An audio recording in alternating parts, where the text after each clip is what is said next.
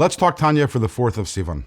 Today, we start the second part of Tanya, which is called Shar HaYichud VaEmunah, the portal of God's unity and belief in God's unity. When the Alter Rebbe originally published Tanya in 1796, the original Tanya consisted of two sections. The Likutei Amarim, the 53 chapters which we just finished yesterday, and this second part of Tanya, which we are starting today, the 12 chapters of Shar Yichud VaEmunah. They're very different from each other. The first part of Tanya, the Likutei Amarim, is based on the pasuk Ki karev eilecha hadavar miyoid beficha b'vavcha la'asaysai. We discussed at length the idea that Torah and mitzvahs is practical, it's accessible, and how despite all of our struggles, and despite all our internal struggles and any other tests or trials that we might have, we can remain faithful to God and serve Him at all times in thought, speech, and action, and also in our feelings. So it is the practical part of Tanya. Today we're starting the theological part of Tanya. The second part of Tanya is based on a pasuk, which I'm sure all of you recognize, Shema Yisrael, Hashem Elokeinu, Hashem Echad, which talks about Echad, the unity of God. And even more specifically, the Zohar says that there are two different levels of unity.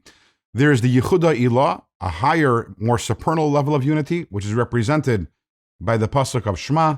There is Yehuda Tata, a lower level of unity, which is represented by the Baruch Shem Kavod Malchusai Lo'elam Vad, which we say right after the Shema. And we are going to be examining and analyzing these two levels of God's unity, have a much deeper and better and comprehensive understanding of God's unity.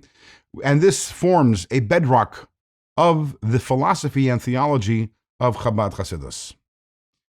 Now, some of you might be saying to yourself, okay, the first part of Tanya, that spoke to me. Yes, I struggle in serving God. I was the advice that I got in the 53 chapters was very helpful, but really a deep dive for 12 chapters into God's unity, why is that important? Yes, I believe in God. I believe there's one God. Isn't that enough? Why is it so important to have a deeper and a more comprehensive understanding? And I should warn you, the next 12 chapters are not going to be easy. This is the deepest concepts of Kabbalah and Chassidus that we will be studying about.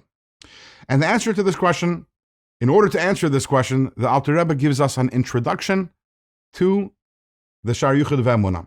So over the next 3 days, we are going to be studying this introduction. And in this introduction, the Alter Rebbe is going to be setting and laying out for us the argument why this is important for us to be studying about and to have a deeper understanding of the concept of Achdus Hashem, God's unity.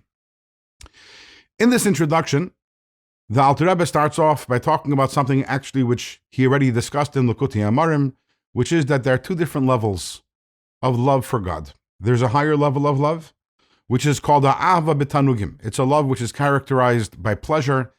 It's one who is actually bonded with God, experiences God, and this is a gift which is given to the greatest and the holiest of tzaddikim.